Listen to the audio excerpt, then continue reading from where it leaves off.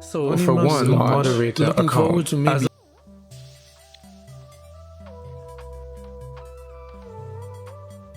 anonymous our ex-moderator.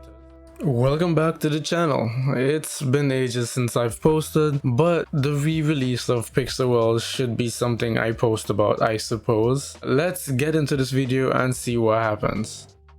So the official release date is said to be 31st of March, and it will no longer be under Communitii Mobile Entertainment, but it will be under Social First Studios. According to Jake, there's promises of a few things. Apparently, they have been working on this from near the end of 2025, and there's a few changes and promises that they have stated. Maybe Jake wasn't able to tell us all, and Jake is also one of the changes. He is no longer the official social media manager of Pixel World.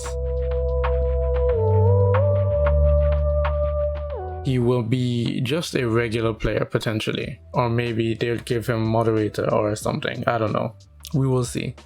However, some of the changes and promises are as follows. New MMO mechanics for fishing tied to the account level, meaning the higher level, the better fishes you can get, probably something like that. Some features will be removed, such as the cards feature, which most people did not like anyway. There will be new and better anti-cheat systems, another rework, and general optimizations should be better. There should be less feature spam and more feature quality rework, meaning quality over quantity. There should be themed features to a social sandbox MMORPG game, and apparently the lore should be completed based on the thumbnail of the video. And last but not least, they do promise more communication with the community from the developers themselves. This might just be with the start of everything, but we will see if they do keep their promises.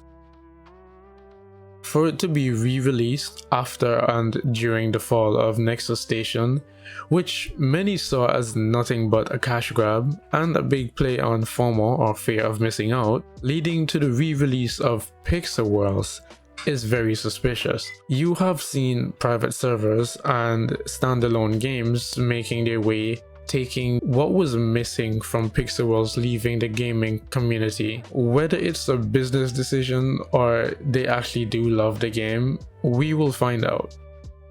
As OG players, with seeing what happened over in NExus Station with the IAPs being quite pricey, we will just genuinely have concern on what is going to happen with Pixel Worlds. Are we going to now get Pixel Pass? And the prior IAPs that were in Pixel Worlds, are they gonna just be 50 times the price? Or are they gonna stay true to OG prices and rebuild the game for the love of the game? I'll definitely be sticking around to watch and see what they do, but it will be interesting for the sake of it at least. Based on what I'm seeing from the community with the 2 to 3 days of this news spreading, the following suggestions are from everyone that has been thrown around or just mentioned during conversation. I'm not sure if the staff is actually reading everything, though they've replied to some in the official Discord server at least. And I've seen multiple videos pasted by YouTubers of the past and new YouTubers. I'm going to be making this video as well to share what the community has been saying about their suggestions and what they think should happen. They did say we as the community are the experts, so here is suggestions from the community. Do not allow IAPs in the first 5 to 10 days of the relaunch. This will kill the purpose of grinding. There's members in the community that are already ready to spend 500 euros to maybe 1000 euros on gem packs to buy a bunch of warlocks, lock rare worlds, and then leave the game for a month. This puts wealth in those who are just already able to use money over grinding.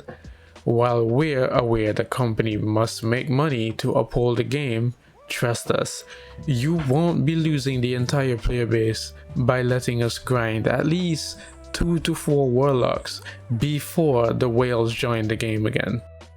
Upgrade mod tools. I've spoken to several moderators in private and in other Discord servers over the years of the game being dead and dying and completely shut down, and most of them had lots to say about the mod tools. It was severely limited in various ways, and communication between the staff and the dev team were not as good as the moderators had to make it seem. So listen to your moderators, let them tell you what they need. They do need a lot. Give them the help that they need. Listen to them and they will tell you, hey, we need tools for confiscating stuff. Obviously, if they're gonna confiscate things, when they are in this mode, maybe when they confiscate something, it goes to a moderator deposit where all mods could see this one area or whatever, and if it's a confiscated item, they could write a note as to why it was confiscated, but moderators cannot access said item, you know, something like that would be nice as well. Quality over quantity. We don't care about 500 different features and events running at the same time. We want quality updates. Much like the old forums had great suggestions by the likes of Kuvu or QWU, Gusti, Doppel, Saigi, etc. They were planned out great and people wish they were in the game. And this in turn will benefit the company financially because in the long run, people will spend money because, you know, some people are just very impatient. Do not redesign too much. Yes, it's 2026. AI is going to be, you know, something that you might want to use. But please, for the love of the game, do not redesign things to the point it just looks like you've lost the plot on Pixel World's game. The game has a past audience, and a large portion of them are coming back. In addition to that, there is a ton of people who were late to Pixel Worlds in the OG days, so they missed out on a lot. Then there is some new players who have not experienced Pixel Worlds at all. Limit world ownership to level. Much like you did in NExus Station, limit the amount of worlds we can own to our account level. If an account is fresh, don't allow it to own 20 worlds, you know? Or even limit to how much accounts can be made on one IP at a time. This prevents one person from making 500 bot accounts, username bot1 to bot 500, for malicious purposes, such as locking rare worlds or whatnot. No battle pass. Please, for the love of all things pixelated, do not add a battle pass to Pixel Worlds. Pixel Worlds made a lot of money without locking everything behind of a so-called paywall. Yes, it'll have elements of an RPG, but this does not mean in this specific niche of game that it needs a battle pass mechanic. It does not. That just ruins the economical feel of the game, and it adds features that fights against each other. We really don't need that. So for one, our ex-moderators, or our legacy moderators as they could be called, ex-content creators or legacy content creators, if they do return to the game and actually verify that it was them or it is them, etc, etc, they should be given something of appreciation. Ex-moderators should get their old mod hoodies back with an X instead of the M. For ex-content creators or influencers, what you could do is maybe you can give them, I don't know, maybe an old badge or something. But then that is just up to, you know, the community to decide. For new content creators, please do not allow Growtopia content creators to just pop in, make 2 videos, get creator status, and call them a content creator or influencer. You should have various levels of content creator. They could have the name color, then they can get a badge, then they can get the bar, then they can get a custom item, then they can get a creator code. For different sub counts or maybe follower count numbers or something, you know, make it different levels that you can work towards, because, you know, it'll be easier once you get one, then people start to recognize you and you can grow and you can post more and you can build a community around your name, and that should be appreciated properly, not just, yeah, he has 100,000. Give him the name and a custom item and a shout out. Because who is he? Is he a part of the community? No. He's just a big YouTuber who played the game like twice and got a chicken outfit or something. Who is that guy? He doesn't post pixel worlds. He's not a pixel worlds content creator. He is just a big content creator. And next we have the in-game ban appeal system, or just a ban appeal system that moderators could potentially have access to, or maybe have an admin access that is going to communicate with moderators. Ban appeal system where they could tie things together and say, okay, this person is appealing for a ban. Let's look at the logs. Okay, this person, they banned someone after this person dropped an item and then they collected the item. Okay, that is a scam. Let's not unban this person. And boom, that person does not get unbanned and they get marked with they did the scam, confirmed scam or something, you know? Design the tools for the moderators to be able to actually uphold the rules of the game. Anonymous moderator account. As a moderator in several different places, it is really great to just be able to be a normal person to everyone, but to be able to act when the time is needed. My main account name is DeVz.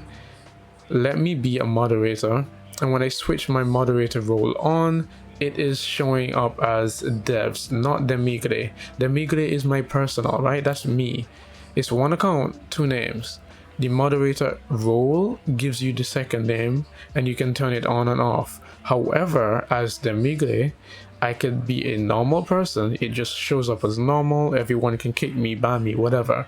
However, I am able to act as a moderator. It is basically on the cover mode, but just better. Give them that. That would be wonderful. I've spoken to a lot of moderators and let's just say a lot of them would appreciate having their own privacy and being able to just play the game fair and play the game normally.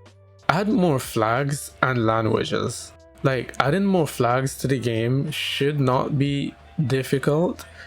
QWU in Project Reboot have managed to add a totally new badge for moderators, content creators, and admins.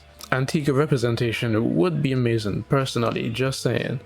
Don't Growtopia it. This simply means don't do what Growtopia have done and are doing with so many crossovers that the game loses the plot. We have Assassin's Creed in Growtopia. We have Rayman in Growtopia. I don't know what else they have, but you might have Lego in Growtopia, Batman in a Growtopia. You don't know, but why? Keep the game in its own theme. We have a lore for a reason. Stick to the lore, and if you're gonna have crossovers, don't overdo them. Please don't overdo them. Here's to a new launch. Looking forward to maybe seeing some of you in game, but for now, share your thoughts below, and obviously feel free to add your suggestions in the comments as well, and also share this video with your favorite admin. Have a wonderful one.